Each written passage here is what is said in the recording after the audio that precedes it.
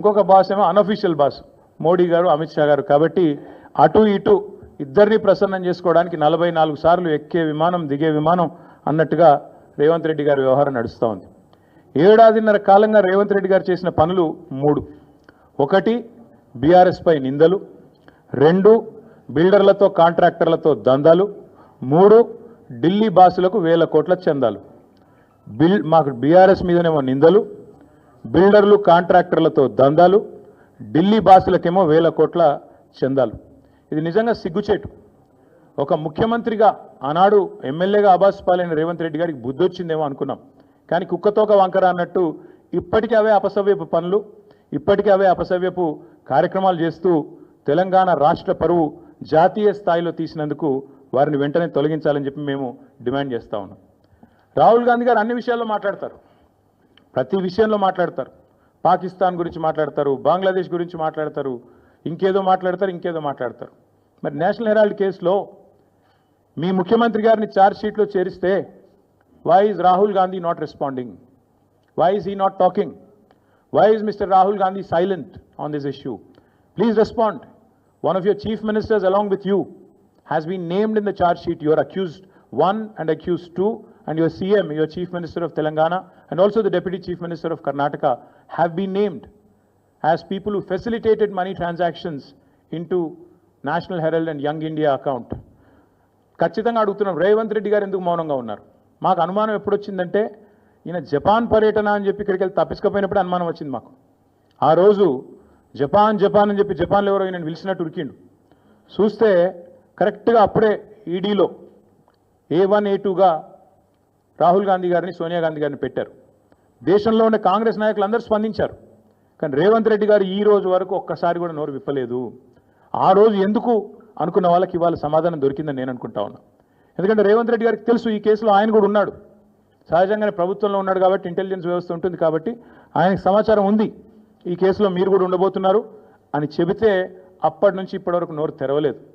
తెరవకపోగా ఢిల్లీ పెద్దలను ప్రసన్నం చేసుకోవడానికి, అక్కడుండే మంత్రులను కాకాబట్టడానికి, మోడీ గారిని అమిత్ షా గారిని ప్రసన్నం చేసుకోవడానికి, బీజేపీతో మరి ఏదో రకంగా ఒక ఒప్పందం కుదుర్చుకొని ముందుకు పోవడానికి ఆయన మౌనంగా ఈరోజు మౌనంగా ఉండి తప్పించుకునే ప్రయత్నం చేస్తూ ఉన్నారు. ఇవాళ మేము తెలంగాణ ప్రజల తరపున ప్రధాన ప్రతిపక్షంగా, అదేవిధంగా భారత రాష్ట్ర సమితిగా ఈ ఉద్యమానికి ఈ రాష్ట్రానికి నాయకత్వం వహించిన కేసీఆర్ గారి తరపున మేము అడుగుతా ఉన్నాం. ఖచ్చితంగా రేవంత్ రెడ్డి అయితే తప్పుకోవాలి, లేదా కాంగ్రెస్ పార్టీకి సిగ్గుంటే, కాంగ్రెస్ పెద్దలకు నైతిక విలువలుంటే వెంటనే ఆయనను తొలగించాలి. యడ్యూరప్ప గారు రాజీనామా చేశారు. అప్పుడు యడ్యూరప్ప ఆనాడు ఆరోపణలు వస్తే హౌసింగ్ స్కామ్లో he quit, he stepped aside so that fair investigation could go on. అట్లాగే చాలామంది కేంద్ర మంత్రులు కూడా రాజీనామాలు చేశారు గతంలో. అట్లాగే ముఖ్యమంత్రి గారు కూడా రాజీనామా చేయాలని చెప్పి కూడా మేము డిమాండ్ చేస్తూ ఉన్నాం. రాహుల్ గాంధీ గారు తెల్లారలేస్తే ఆ కాన్స్టిట్యూషన్ బుక్ పట్టుకొని తిరుగుతూ ఉంటారు. న్యాయ యాత్ర అంటాడు, యాత్రలు సంవిధాన్కో బచావ్ అంటాడు. మరి సంవిధాన్కో బచావ్ అనే Rahul Gandhi, why are you mum? Why are you silent? Why are you not responding to this issue and why you ensuring that a corrupt chief minister continues in office? Congress గురించి మేము ఎన్నోసార్లు చెప్పాం, మళ్ళీ కూడా చెప్తున్నాం. కాంగ్రెస్ డిఎన్ఏలోనే కరప్షన్ ఉంది. కాంగ్రెస్ అంటేనే కరప్షన్, ఇది అందరికీ తెలుసు. అట్లాగే మరి ఈరోజు ఈ కుంభకోణం మీద విచిత్రంగా మాకు కూడా చాలా ఆశ్చర్యంగా అనిపిస్తూ ఉంది. దేశమందరూ మాట్లాడుతున్నారు. కర్ణాటకలోనైతే డీకే శివకుమార్ గారిని తొలగించాలని కర్ణాటక బీజేపీ వాళ్ళు విరుచుకుపడుతున్నారు. కానీ తెలంగాణ బీజేపీ వాడు మాత్రం ఎవడు మాట్లాడలేదు. తెలంగాణ బీజేపీ వాళ్ళు మాత్రం మౌన మునుల మాదిరిగా ఎక్కడ ఒక్కరు కూడా మాట్లాడట్లేదు. ఏం జరుగుతున్నదని మేము అడుగుతా ఉన్నాం. తెలంగాణలో ఇంత అపురూపమైన సంబంధాలు అటు కాంగ్రెస్కు ఇటు బీజేపీకి ఏ స్థాయిలో ఉన్నాయో మరి మీరు ఆలోచించాలని కోరుతా ఉన్నా. తెలంగాణ బీజేపీ ఎంపీలు చేస్తున్న భూ అక్రమాలకు, భూ దందాలకు ముఖ్యమంత్రి గారు వత్తాసు పలుకుతున్నందుకు మీ మౌనమా? లేదా మీ కేంద్ర మంత్రులు మీరు కలిసి బ్రహ్మాండంగా మీరు చేసుకుంటున్న అవినీతి కార్యకలాపాలకు మరి ఏదో బయటికి నటించినట్టు చేసి ఢిల్లీలో, ఇక్కడ గల్లీలో మాత్రం ఏదైతే దోస్తీ చేస్తున్నారో ఇది అందరూ కూడా చూస్తూ ఉన్నారు. దీనికి నేనేదో ఊరికైనా ఆరోపణ చేయట్లేదు. ఇది చూడండి, మంత్రి పొంగులేటి గారి ఇంట్లో రైడ్స్ అని చెప్పి, ఇది సెప్టెంబర్ 2028 వార్త. సెప్టెంబర్ 2028, ఇంకొక 2-3 నెలలు అయితే వార్షికోత్సవం కూడా అయిపోతుంది. అంటే 2024 సంవత్సరంలో ఈ రైడ్ జరిగినాయి.